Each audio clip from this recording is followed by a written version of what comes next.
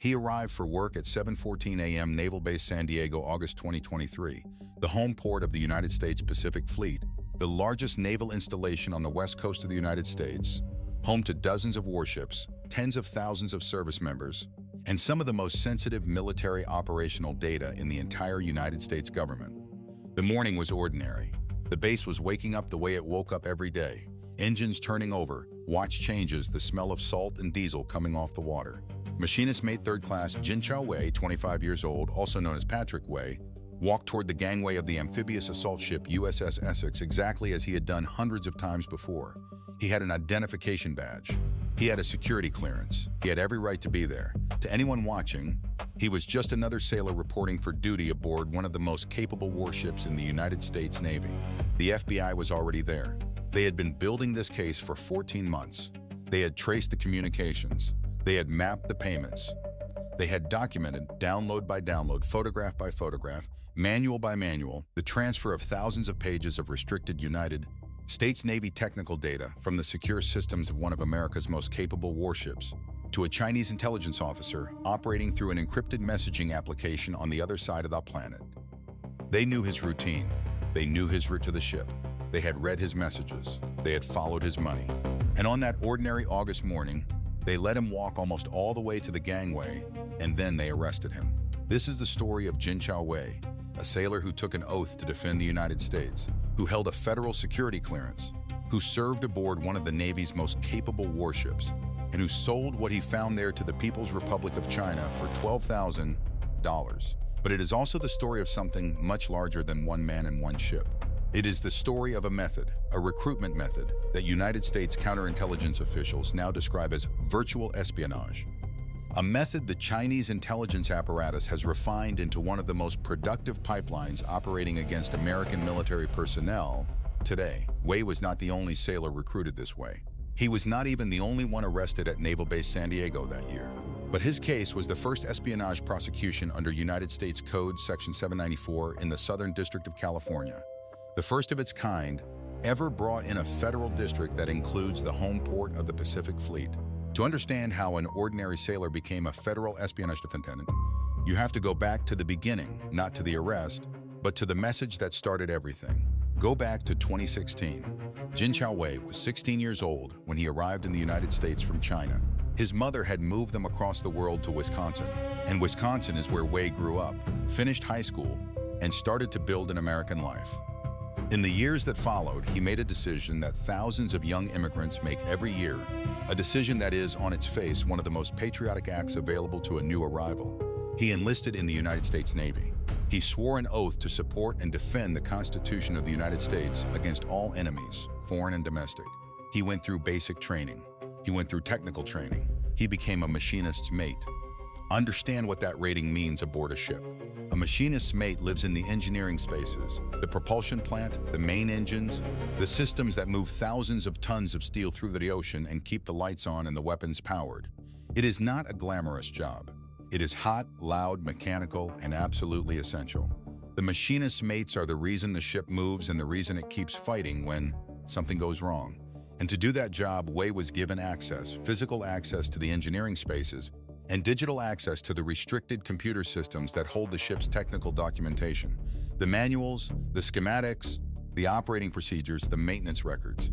He held a security clearance. The Navy had run his background, vetted him, and decided he could be trusted.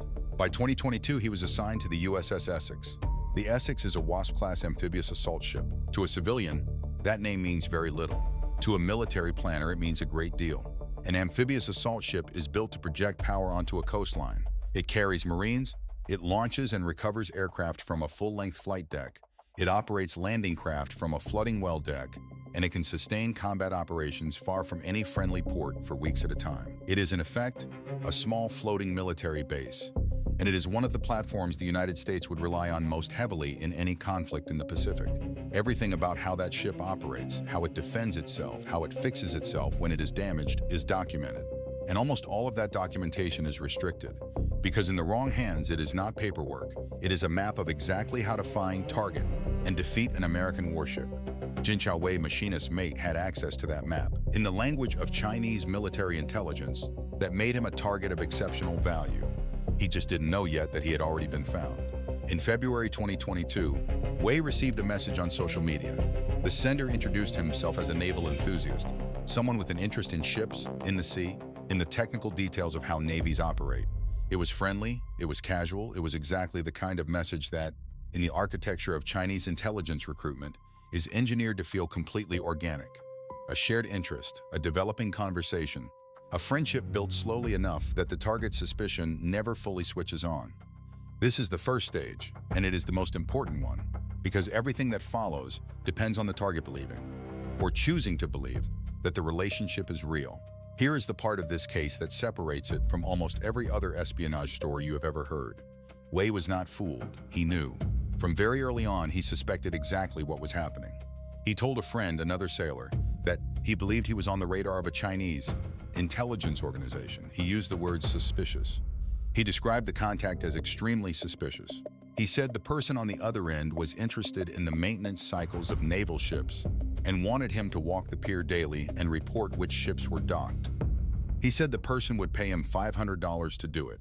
And then, according to the evidence presented at his trial, Jin Wei told his friend that what was being asked of him was, in his own words, quite obviously espionage. He said it out loud. He named it. And then he kept communicating anyway. What's your read? At what exact point did this cross the line from curiosity into active collaboration? Type A in the comments if you think the first payment was the line. Type B if you think it was the moment he pulled the first restricted document off a Navy computer. Type C if you think the line was crossed the second he answered that very first message and didn't report it. I want to see how you call it. The intelligence officer on the other end, a handler whose affiliation with the People's Republic of China is documented in the federal case record, was patient, and patience is the whole point. A good recruitment is not a single dramatic ask. It is a staircase, and each step is small enough that the target can always tell himself the next one isn't so different from the last. The requests escalated slowly and deliberately. First, photographs of the Essex, just pictures, the kind a tourist might take. Then videos. Then something more specific, the locations of particular Navy ships in San Diego Harbor, which vessels were in port, which had gone to sea. Then descriptions of the weapon systems aboard the Essex. And then the request that transformed a foreign influence operation into a full-blown espionage case, technical documentation, the manuals, the restricted files. Wei had access to the systems that held them, the handler asked, and Wei used that access to deliver. Between March 2022 and August 2023, 18 months, roughly 547 days of operation, Jin Wei transferred thousands of pages of technical and operational information out of the Navy's restricted systems and into the hands of a Chinese intelligence officer. He sent photographs and videos of the Essex and of other ships. He provided the physical locations of Navy vessels at the home port of the Pacific Fleet. He described specific vulnerabilities and maintenance problems aboard ships stationed at Naval Base San Diego. Not general impressions, but documented technical weaknesses, the kind of detail that tells an adversary not just that a ship exists, but where exactly it is soft. He described the defensive weapons of the Essex in enough technical detail to support military analysis, and he sent at minimum 60 technical and operating manuals. Sit with that number for a moment because the number alone undersells it. 60 manuals, documents that, according to the evidence, were explicitly marked with export control warnings. Cover pages stating in plain and unambiguous language that the contents were restricted, that they were sensitive, that they were prohibited from distribution outside authorized channels, and that violating those restrictions carried federal penalties. These were not ambiguous files. Anyone who opened one saw the warning. Wei opened them and sent them anyway, and consider what they covered. Power generation systems, steering and propulsion, weapons control, aircraft and deck elevator operations, damage control and casualty response. The procedures a Navy crew follows when a ship has already been hit, when there is flooding and fire and the crew is fighting to keep the ship alive. He handed a foreign intelligence service the exact playbook American sailors use in their worst moment, the moment a ship is under attack. Retired United States Navy officers testified at the trial about what that information meant in real terms. Their testimony was not theoretical. They told the court that the material Wei provided could give the People's Republic of China specific, concrete advantages, advantages in developing China's own amphibious assault capabilities, and advantages in targeting American ships in a future conflict. Not hypothetical advantages, documented ones, derived from manuals pulled out of restricted Navy systems aboard a ship whose crew trusted Wei with that access precisely because he had sworn an oath and received a clearance.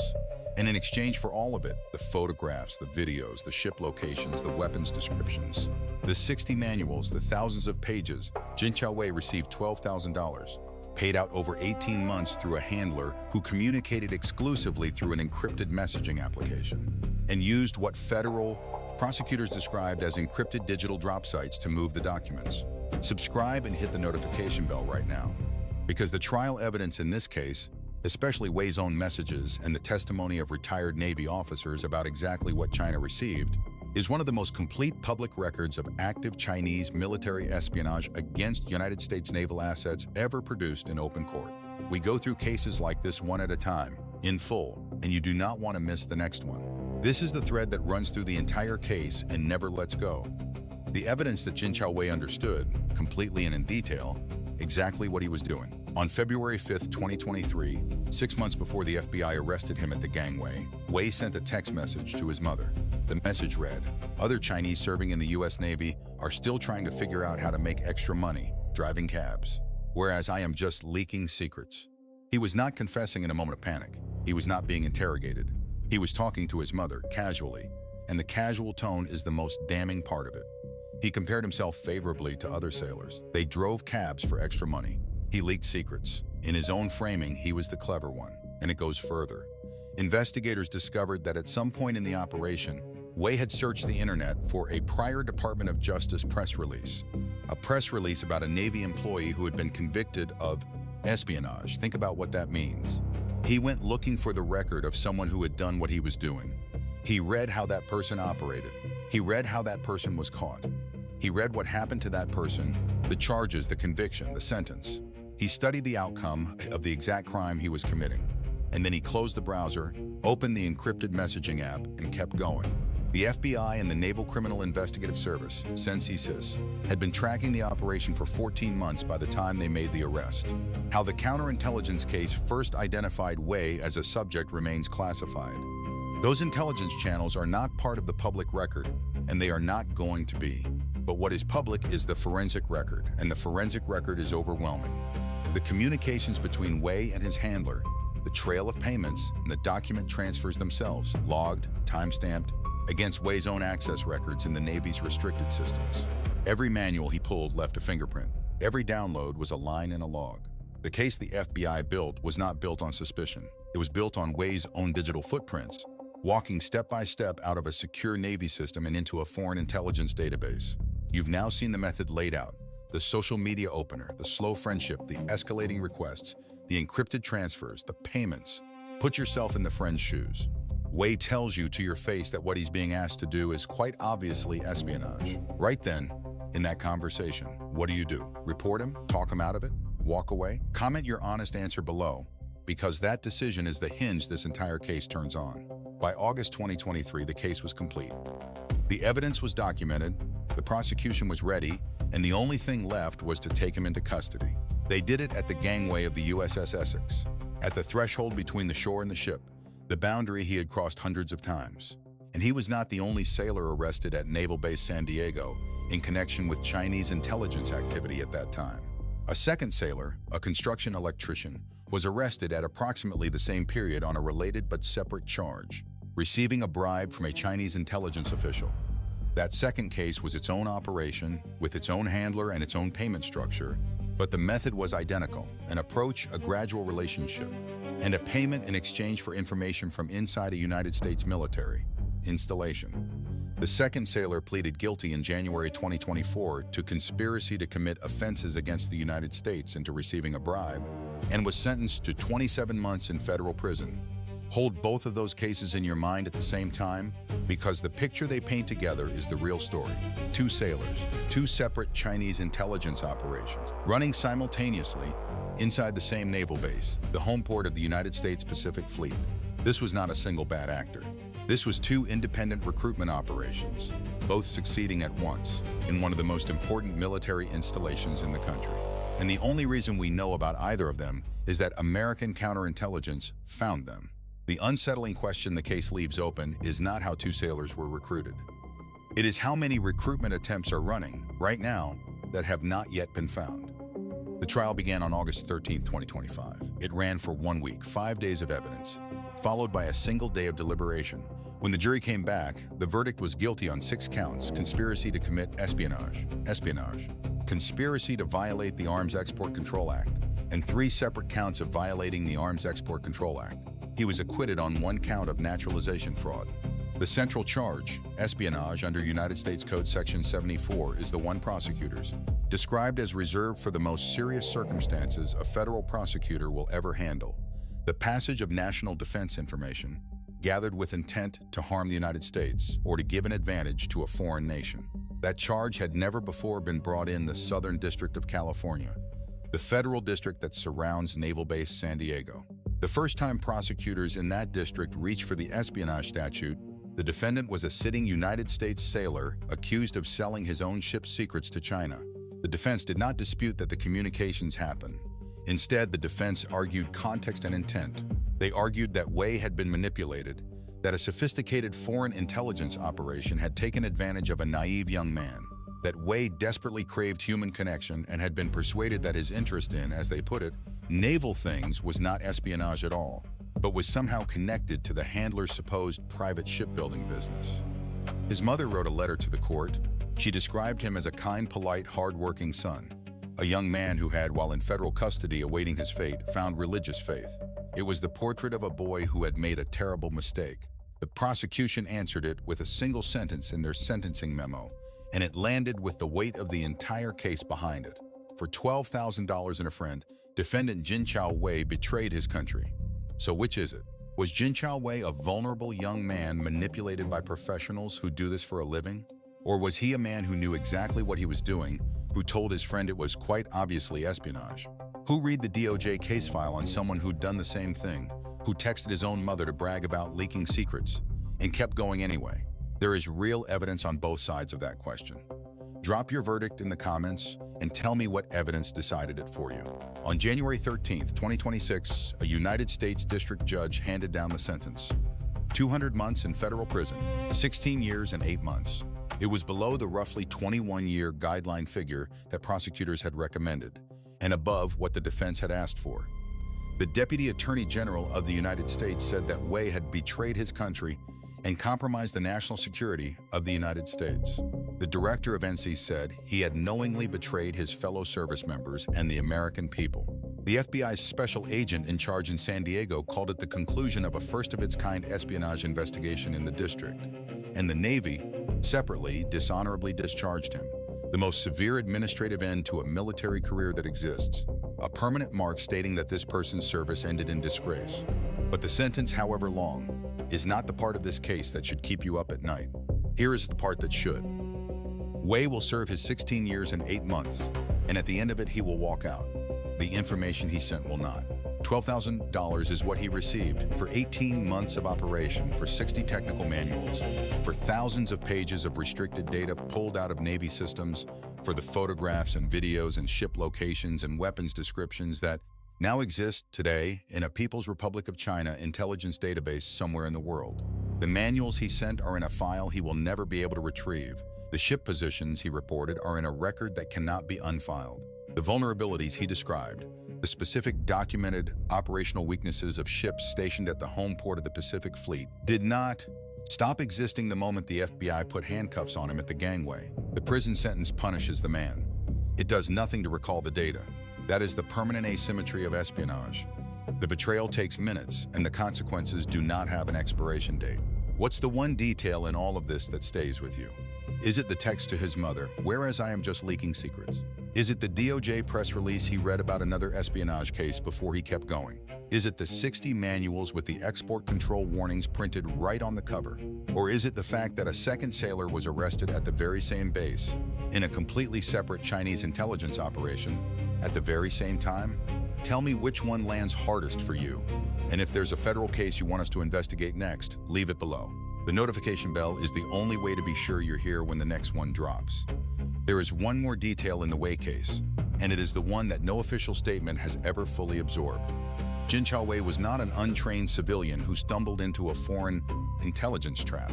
He was an active-duty United States sailor with a security clearance, and as a condition of holding that clearance, he had completed the Navy's training on insider threats. Training about espionage, about how foreign intelligence services attempt to recruit American service members, and about exactly what a sailor is required to do if someone approaches him the way Wei was approached. Report it. Report the contact immediately to the proper authorities. That is the entire point of the training. It is not subtle. And that training included a real case study, a real example of what happens when a person with access decides to sell it. The case Wei was shown involved a Navy civilian engineer who received an 11-year federal sentence for attempted espionage after he tried to sell schematics of a nuclear-powered aircraft carrier, the USS Gerald R. Ford, to what he believed was a foreign government official. The official was an undercover FBI agent. The engineer was caught, convicted, and sent to prison. That case was part of the curriculum Wei completed. He sat through it. He learned the lesson the Navy wanted him to learn. This is what espionage looks like. This is how these people operate. And this is what happens to you if you do it. He had been shown the trap, the method, and the price. And then he went home, opened an encrypted app, and started building a relationship with a Chinese intelligence officer who had found him on social media. He had even read about it on his own. Investigators found that he had searched for and read the public DOJ record of a Navy espionage case. He went looking for the example, beyond the one the training already gave him. The training said, report suspicious contacts. Wei did not report his to any authority. He told a friend, a single fellow sailor, and the friend, for reasons that have never been fully explained, said nothing to anyone who could have stopped it, until it was already far too late.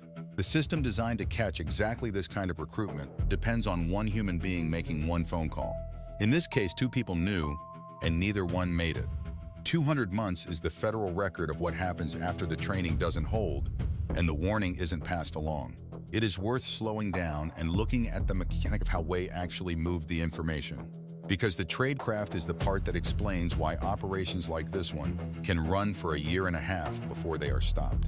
Everything went through an encrypted messaging application, the kind of consumer app that millions of ordinary people use every day, which is exactly why it works for intelligence purposes.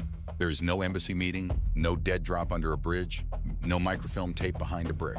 There is a phone, an app, and a contact who feels on the screen like any other person you talk to.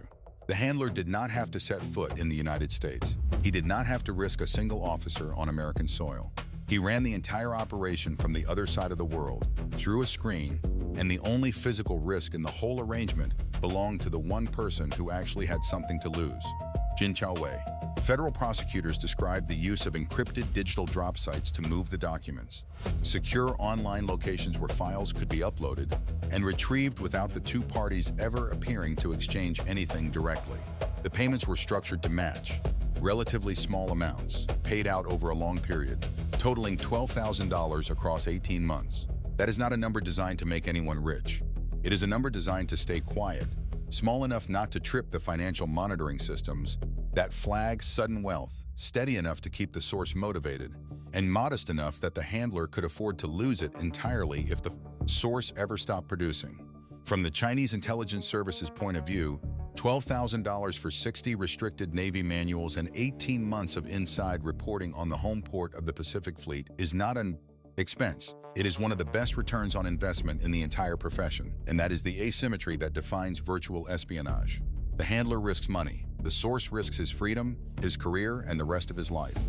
The handler can run dozens of these approaches at once, because each one costs almost nothing and most of them will fail harmlessly. He only needs a small percentage to say yes. Wei said yes.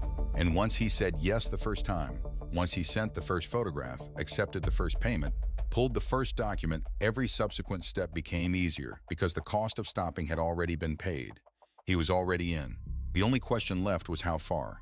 People hear a case like this and ask the obvious question: how does an intelligent young man, who literally said out loud that it was quite obviously espionage, talk himself into doing it for 18 months? The answer is in the design of the approach, and it is worth understanding, because the same design is being used right now against other people. It is not a single decision, it is a staircase, and no one ever asks you to jump to the top. They ask you to take one step. Send a photo, it's just a photo, anyone could take it from the pier. Then send a video, it's not really different from the photo. Then tell me which ships are in port, you can see that from a public road. Then describe the weapons, well, you've already been talking to me for months, what's the harm now? Each step is small. Each step is only slightly worse than the one before it. And at every single step, the target can tell himself a story in which he is still basically a good person who has only gone a little bit too far.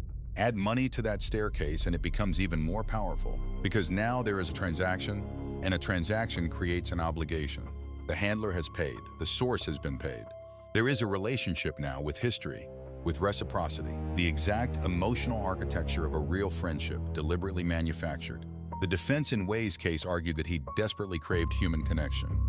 Whether or not you accept that as an excuse, it points at the real mechanism. The most effective recruitments are not built on greed alone. They are built on a feeling of being seen, of being valued, of being important to someone, combined with a series of steps small enough that the target never experiences a single dramatic moment of choosing to betray his country. He just keeps taking the next small step and the next, until one day a federal agent is standing between him and the gangway, and the whole staircase is laid out behind him in a forensic timeline. Be honest with yourself for a second. If someone spent a year being your friend, really invested, really interested in you, and then asked you for something small, and paid you for it, and then asked for something slightly bigger, how many steps up that staircase would you take before you stopped? It's easy to say none from the outside. Tell me in the comments where you really think the line is. If Jin Wei were a single isolated case, he would be a cautionary tale. He is not a single isolated case, and that is what makes him a warning. United States counterintelligence officials have been increasingly public about a documented pattern. Foreign intelligence services, and the Chinese intelligence apparatus in particular, systematically targeting members of the American military through social media. The reason a second sailor was arrested at the same naval base in a separate operation at the same time is not coincidence. It is volume.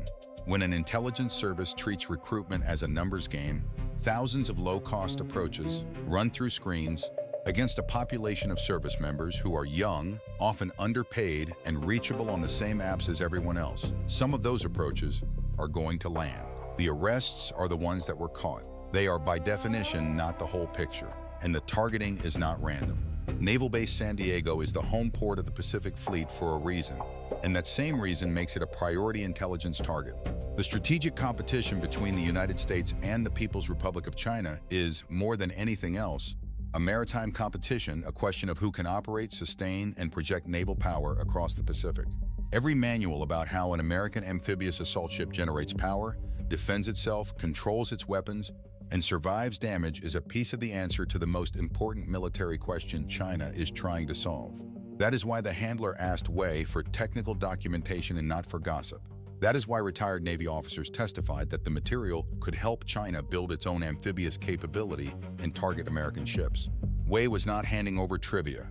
He was handing over pieces of the operational knowledge that an entire Navy is built on, the kind of knowledge that takes decades and enormous expense to develop, and that a foreign service was buying from inside the base for the price of a used car. When an espionage case ends, the public sees the sentence. What the public does not see is the part that takes far longer and never fully closes: the damage assessment.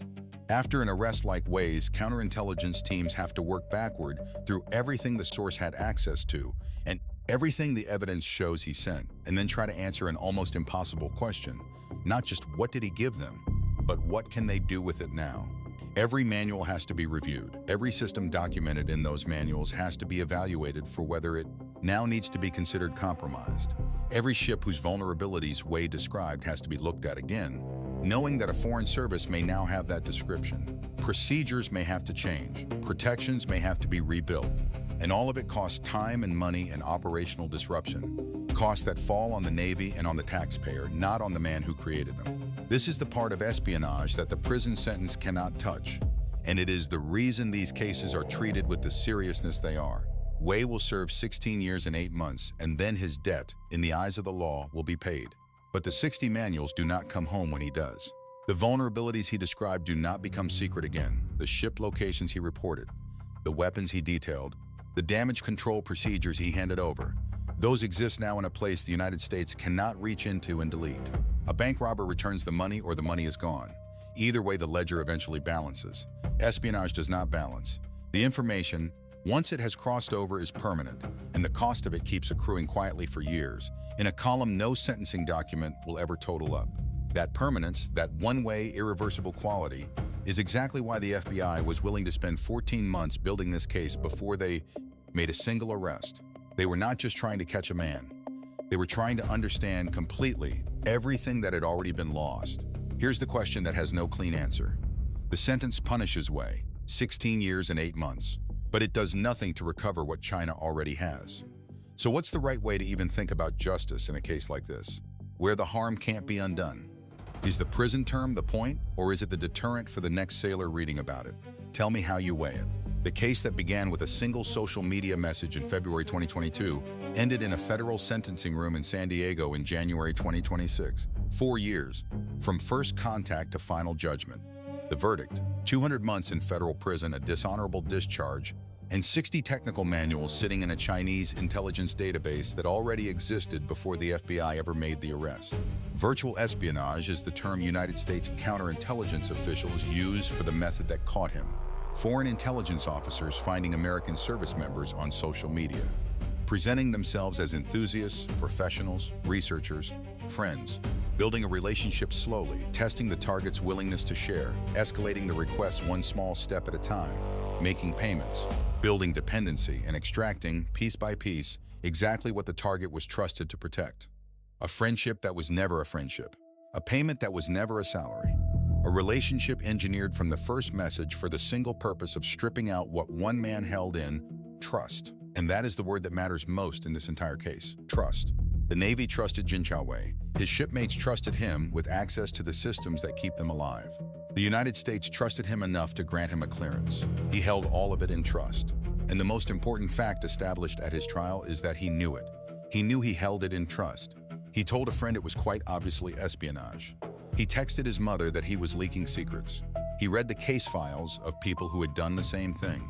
He understood completely what he was carrying and what it would mean to let it go. He was 25 years old when he walked toward the gangway of the USS Essex on an ordinary August morning, identification in hand. Every right to be there, and the FBI was already there, because they had been there, watching for 14 months. They let him reach the gangway, and then it was over.